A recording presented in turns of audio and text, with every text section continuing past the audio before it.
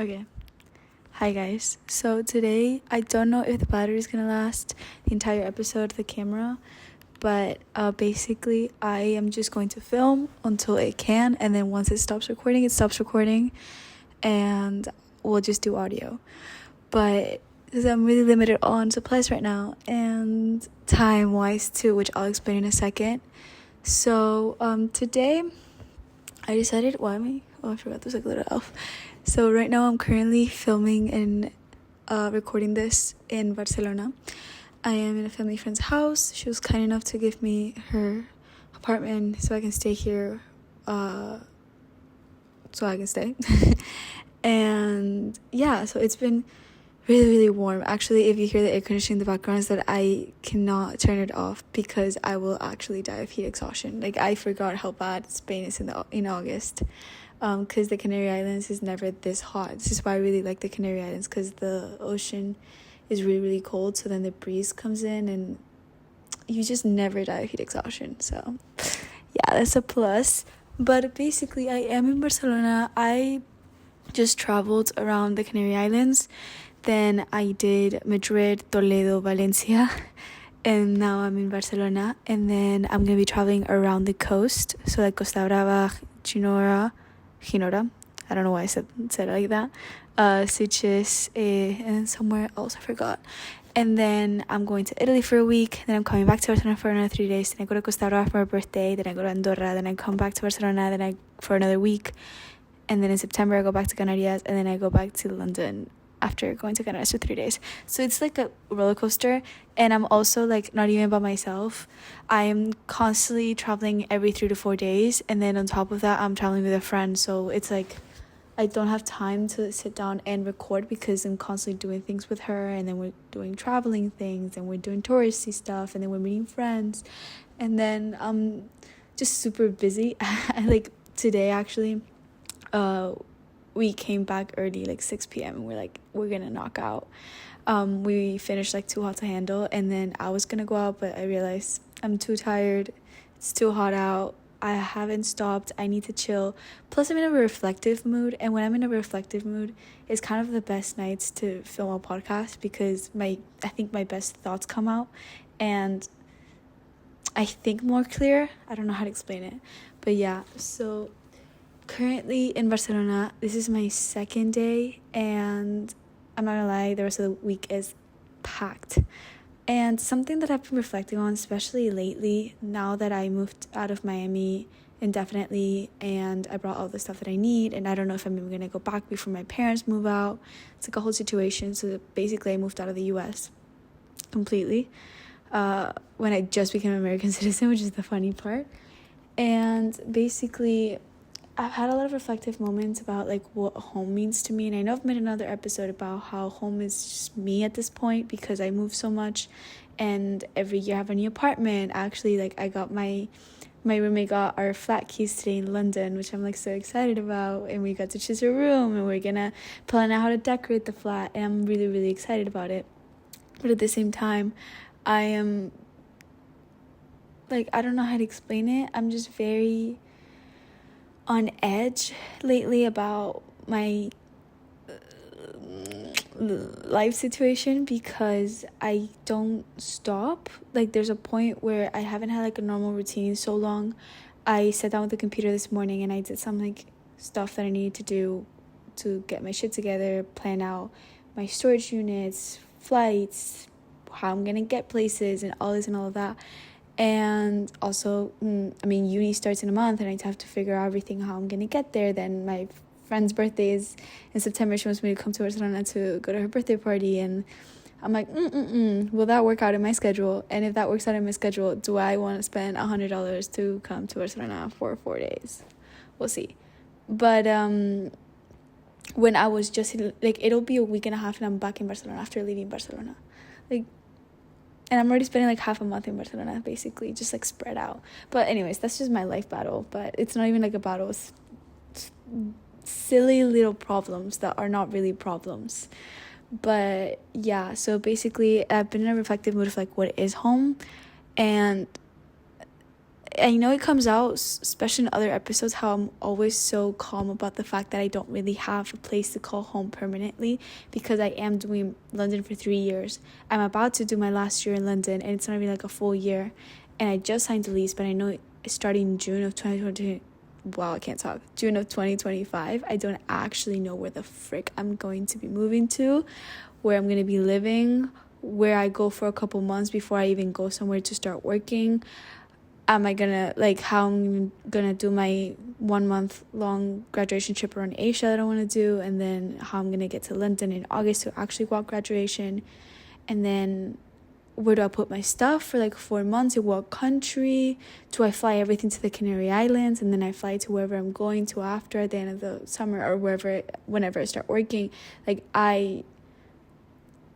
everything's just so much up in the air that lately I feel like I'm emotionally numb to the fact that, like, I don't know what the frick I'm doing with my life.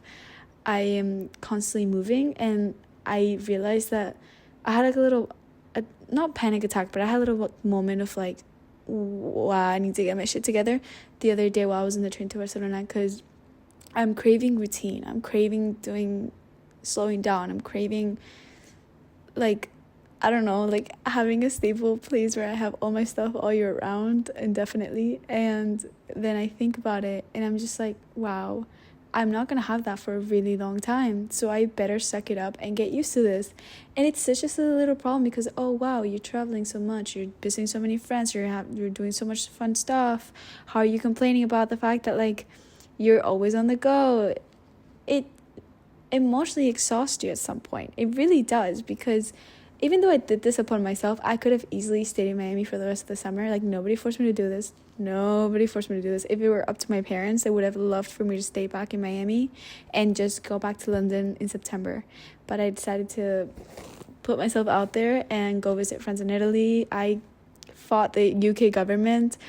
I don't know if I ever said on the podcast, but I lived with a rat for 7 months. And I basically fought with my landlord, and I made a claim to the UK government, and they basically gave me a lot of money because I had a lot of issues in that flat, and I used the rat as like a really big excuse, although there were really, really major problems with that flat. Like, they were really bad problems.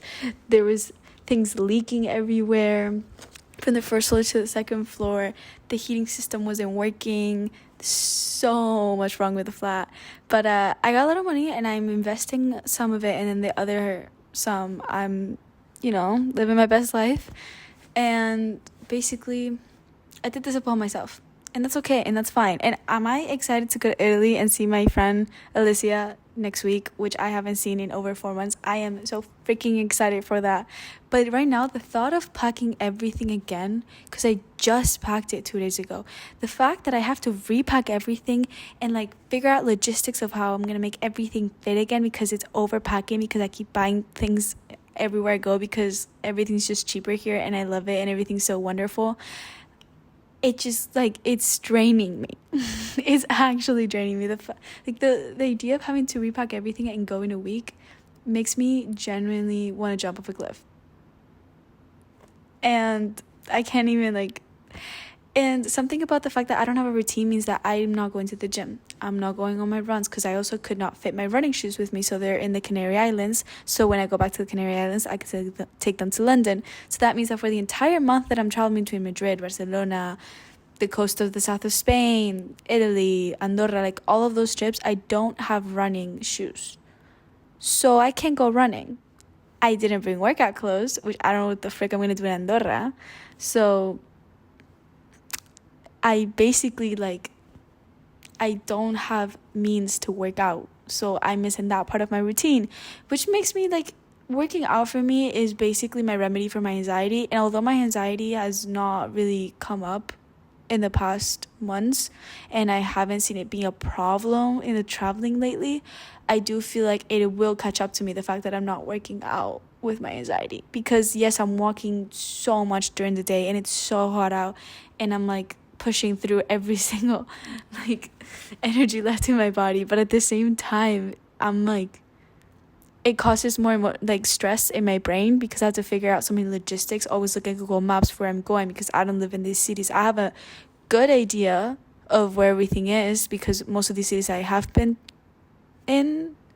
So I have like a good sense of direction. Like in Toledo, I was so proud. I did not use Google Maps half the time and I got around. And if you know Toledo, it's basically a medieval town with a bunch of like parallel little hallways. So I was really proud of myself for that one. Clap in the back for me. But basically, yeah. I'm just exhausted. I need, like, I saw TikTok the other day and it was like, never traveling without a man ever again. And it's like two girls going on a girls trip having to like carry their own bags. It sounds so stupid, but like hear me out. Like carrying their own overweight bags, having to like push them on top of your seat in the plane, then having to like figure out every single type of logistics. Like it's fun, but it's somehow it's just so draining. It makes the trip so draining sometimes. I'm the friend that always plans everything, okay? I'm in charge of planning. I'm in charge of buying the tickets. Obviously, like, everybody pisses me back, but I'm in charge of, like, finding tickets. I'm in charge, when we're out and about in the city, I'm in charge of Google Maps. Like, this girl gets us around everywhere. Like, I am that bitch. And I'm in charge of, like, figuring out where to go out if we want to go out, and where to go to lunch, or what is the plan for today, or how are we going to see everything. I'm going to have to do research about where everything is in the city so we can go see everything. And then, or like day trips, I'm not even kidding. In the span of 3 days, one day I was in Valencia from 12 p.m. to 11 p.m. Another day I was in Toledo from 12 p.m. to 6 p.m. And the next day I took a train to Barcelona. So for 3 days straight, I basically was not stopping. It was crazy. It actually, like, I don't know how I emotionally went through that without going like crazy. But I am that girl that does everything. And then after I saw that TikTok, I was like, you're so right. It's not even the idea of having like a man do all of that for you, because I don't think that's needed. But I think I really enjoy going on group trips where like everyone has their own thing to do, to take care of, because I feel I would enjoy so much more. One thing that I did when I did my Interrail, which is basically like the Eurorail where you go around Europe in trains, I did that after graduation. I did like a bunch of random countries and I saw a lot of places. It was basically a trio, me and two friends, and what we did was that we made a Google spreadsheets and basically we divided the days and the cities, and then we each picked our favorite cities that we were most excited to see, and then each one of us was in charge of making the itinerary for those cities in those days. So it was really nice because, for example, imagine I got Prague, then I actually do think I got Prague and Dubrovnik. So those two cities, I planned out the entire itinerary. I signed us up for activities, where to go clubbing, where to stay, look at the hotels, how to get from the train station to the hotel, like everything I looked for myself. And I knew that after Prague was Vienna, I believe, and I knew that my friend was gonna take care of Vienna, so I only had to show up to Vienna and she was gonna take care of where to go, where we're doing, where we're staying. Like, she took care of all of that, obviously not financially, but like she had to go through the thought process of that.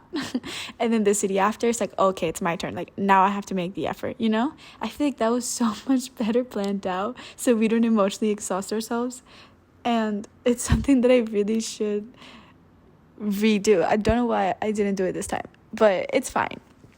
In defense of my friend, I have been to all these cities. Why did I have a little accent there? I have been to all these cities. Wow, I made that accent again. I have been to most of these cities already. Like Madrid, I lived there last summer. Barcelona, I've been here like 4 times already. And the first time I was alone, so I just walked all of Barcelona. So at that point, I basically learned it. Toledo, I've been like 3 times. I have it like memorized. Where else? Valencia I had never been to, but I honestly have a really good sense of direction. If there's one thing that I was blessed with, is sense of direction. You give me Google Maps, I look at the city, I look at the map, I swear to God I can get you anywhere. Like, my sense of direction has really pulled through, especially living in London. I see my friends sometimes get lost so easily, and it makes me so worried whenever they have to go home at night after a dinner or after going out by themselves because they live like in another part of the city. And I genuinely get worried for them because they can't go anywhere without getting lost for like 2-3 minutes. And in London, if there's one thing you need to do to like protect yourself in any type of situation in any big cities, that you have to be very self-aware of your surroundings, of who you're around, where you have to go, what area, like, do you have to grip your phone harder in this area? Basically, I'm very self-aware. I'm aware of everything that's going on around me. I'm very angry. If there's one thing my anxiety helps me with, is that I'm always aware of everything around me. So I feel like that has definitely helped with my sense of direction. So in my defense, yeah, so I really have nothing else to say. In my defense, it just worked out. I don't know what else to say about that, but in my defense, it makes sense why this trip is me basically taking care of like all the itinerary stuff. I will say for Italy, I have no clue what we're doing. I just know I'm showing up and I'm going to my friend's house and she's taking care of all of that. So Alicia, I love you so much, because I low-key need my brain to die for a week. Like, I'm genuinely thinking of shutting down my phone, just taking my camera so I can take pictures of everything with like tiny ass camera that I got, which I'm so happy about, and basically just shut down all electronics for a week, because I genuinely need a break from technology, and I need a break from thinking, and I need a break from analyzing my life in every single way possible, in every single like aspect ever invented on earth. Because nobody talks about how thrilling so a lot of people tell me that they get excited about graduating college. And a lot of people don't get excited about graduating college because they really like college. I, on the other hand, look, freshman year of uni, hated it with all my heart. You can ask anyone. I freaking hated London. I had never lived in the cold. I've never lived in a big city. Miami's not a city, let me tell you. Miami's just neighborhoods all spread out. So I've never lived in like an actual city. I've always been a person that likes to do outdoor activities, like go skateboarding, go rollerblading, go running, go to the beach. Like, my favorite activity is just to go to the beach with friends. Like, I generally have never, ever lived in like a city where the only thing you can do is go to the parks, dinner, coffee, that, you know. I've always been like an outdoor activity person to hang out with friends. And suddenly I can't do that because it's cold and I have to buy my first long sleeve. So first year of uni, hated it. Second year, loved it. 10 out of 10. I could have not asked for more. I genuinely think that is my peak in life. And now I'm going to my third one, and I'm not even doing a full year because I had to do the Boston course to finish my minor in computer science. So my time in uni is even cut shorter, and I'm really young. So I'm actually graduating. I'm finishing uni classes at 20 years old. Like, my bachelor's, I finished classes at 20 years old, but I walk graduation because graduation is in August. I basically get physically my diploma the week I turn 21, but I'm done with classes and I'll probably already be working, fully done with university at 20 years old. And that, my friends, is freaking scary, because not only am I so young and my university time got cut short, I'm also going to do a master's, but I feel like I need some work experience first to really know what I want to specialize in, and to understand what environment I thrive in, and what do I really like, and what do I really not like, and what's going to help me long term. I feel like I have the advantage of, yes, I am graduating young, so I have a lot of time to figure things out before I really have to like not settle down, but more like put myself in a specific direction in life. So I am lucky in terms of that, but then I'm also really lucky in terms of like I have so much pressure on myself at 20 years old. Because it's not even a regular situation of, oh, I'm living at home, or I can go back to living at home. I can basically go back to living at home, but my parents are not even going to be back home. They're going to be moving around, and if I'm looking for a job, I can't just be moving cities every 6 months. Like, where would I even apply for a job? Like, yeah, I'm here for 6 months. Take me for 6 months. Like, so moving with my parents, not an option. So I'm kind of like thrown off the deep end, and I'm gonna have to figure out my life in the next 6 months. But the good thing is you get to watch and not move a finger and just see what happens with my life. But yeah, the next 6 months of my life are going to be life-changing in terms of like, I graduate, I move, I have to figure out a long-term home. I will say the one thing that I'm very, very, very excited post-graduation is that whatever happens, whatever's meant to be, whatever job I end up getting, whatever place I end up living in, hopefully it's Madrid, but wherever place I end up moving to, I am planning to make that place permanent for 3 to 4 years. In terms of like, I want to live in that city for work, and then I want to stay in that city for masters. that is best case scenario because I am craving some stability in my life. I have been craving some stability in my life. I want to get one apartment that's perfect and I don't have to move out for minimum 2 years. And if it's Madrid, it would be perfect because I do want to do my master's in Madrid. So it would be really, really perfect if I did like 2 years working and then 2 years doing my master's while I work too. But we'll see how that goes. We'll see how my life turns out. As you can see, I'm an intense planner because I am constantly worried about what the frick I'm going to do with my life. I'm constantly worried about where I'm going to be, where I have to go, what I have to do. I'm always been told to do things at a younger age. I don't know how to explain it. Like, even at a younger age, I've always been told to go ahead and look at like what's the next step, even if it's like 10-20 years. Like, yeah, a lot of people make fun of me for the comment that I want to retire in the Canary Islands. I've actually heard it from multiple people, like multiple people. And it's just like, yeah, well, duh, because I want to move back there because it's my favorite place ever, but it's just not financially smart for work. There's really isn't any work opportunities there, so it's so sad. I can go there in the summer, but to live there full time the full year, I really, unless I do remote. But then also they're so like secluded. Like, I love them, but they're in the middle of nowhere. Like, to go traveling, you really have to go out of your way. But yeah, the camera's about to die, but if it dies, then it's the last 3 minutes. It's only audio because I do want to make this episode short and sweet. But yeah, so hopefully the next podcast that I do, it's in Italy with my friend, and we'll see how it goes. I'm really, really excited to see what the rest of my summer looks like and where I go in life and if my sense of home gets better. I don't know if this episode was kind of all over the place. I don't think I really reached a conclusion. The conclusion is that I don't like to talk negatively about my situation to myself because then I'm bringing upon negative energy on the situation and then it makes it feel worse, and then it even probably attracts more negative energy.